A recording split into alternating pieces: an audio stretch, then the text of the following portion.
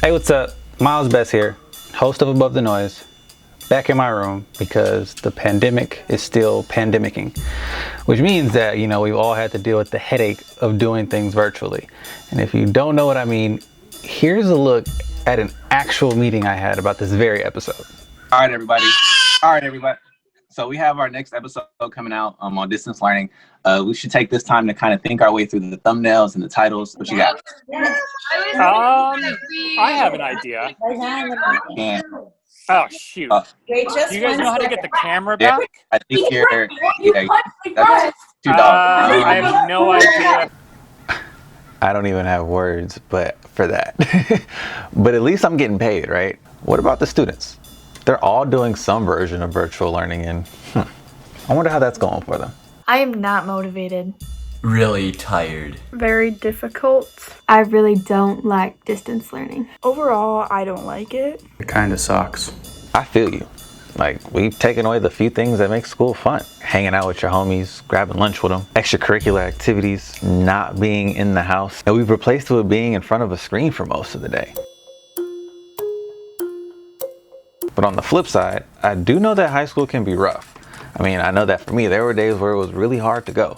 Whether it was homework, school gossip, anxiety, a test I probably didn't study for, and I know I'm not alone feeling that.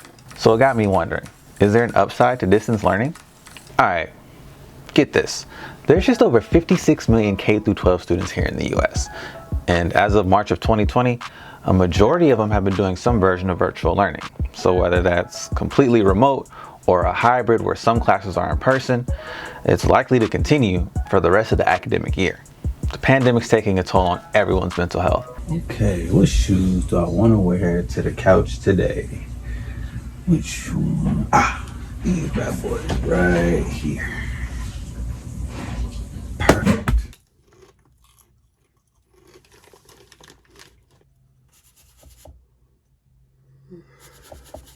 How can you be expected to stay productive and connected when family members might be losing jobs, or loved ones getting sick, or being evicted, or just not having good Wi-Fi? All that's enough for its own episode, and that still doesn't factor in classwork and homework. All right, so here's some students that I've talked to talking about the struggles of virtual learning. Let's see if y'all can relate to this.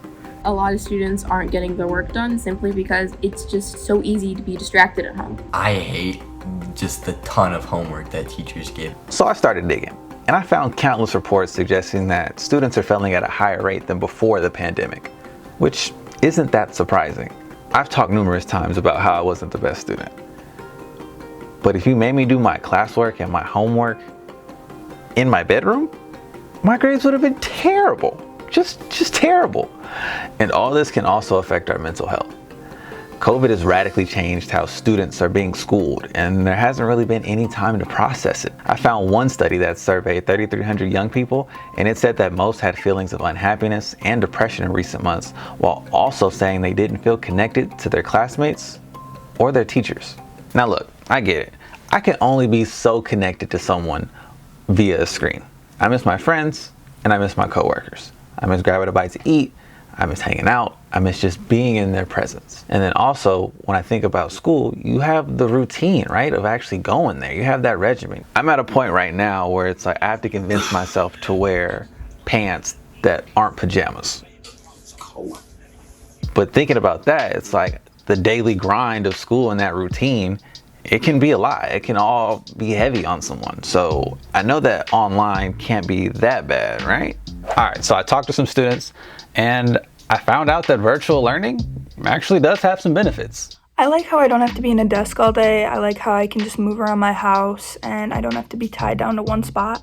I like how it gives us opportunities to really use our time and take what we need to learn. What I like about it is that I don't have to be in school all day. I could just stay home, relax a little bit. Right, I'm all for chilling. I love to relax.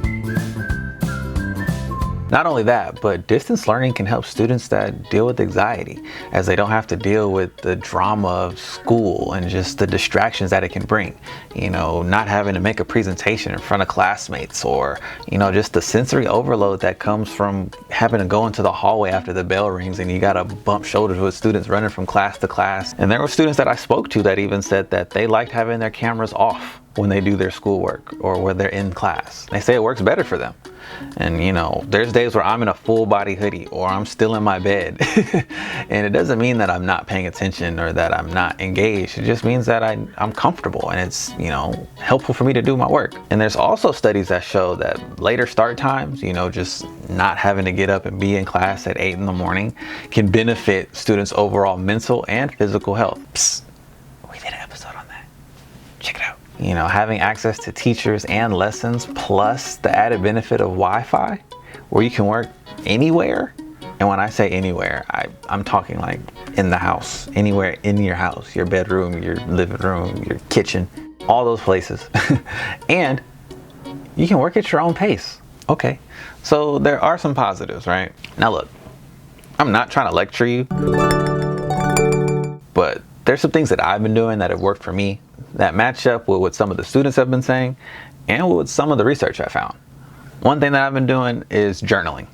I've been writing down how I feel. Not every day, but I try to do it most days just because, you know, there's so much going on. It's like I need a place to put my feelings. Another thing, you know, some of the students were saying they like that they can just relax and not have to be in a classroom. Yeah, because I'm not at my desk or at a cubicle at work, I could get up and go for a walk around my neighborhood, which has been pretty cool. Now, these are small things, but they've helped me maintain some type of routine to get my work done and to just be okay during these times. Now, we also did a video where we offer tips on how to cope during the pandemic. If you want to learn more about those, check it out. But it makes me wonder, what stuff will we keep when we can go back to in class and going back to the office? I hope teachers understand that we're still, just because we're back in person, we're still going through some struggles right now with how everything is panning out. So a little bit of extra time to do work. Definitely the breaks longer than the 5 minutes that it takes us to get to class, because I don't know, it just feels like it's a good brain break to get out and do something other than just continuously doing school all day. But how do you feel?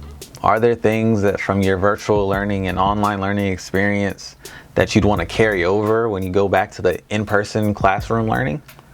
Let us know in the comments below. As always, I'm your host, Miles Best. Peace out.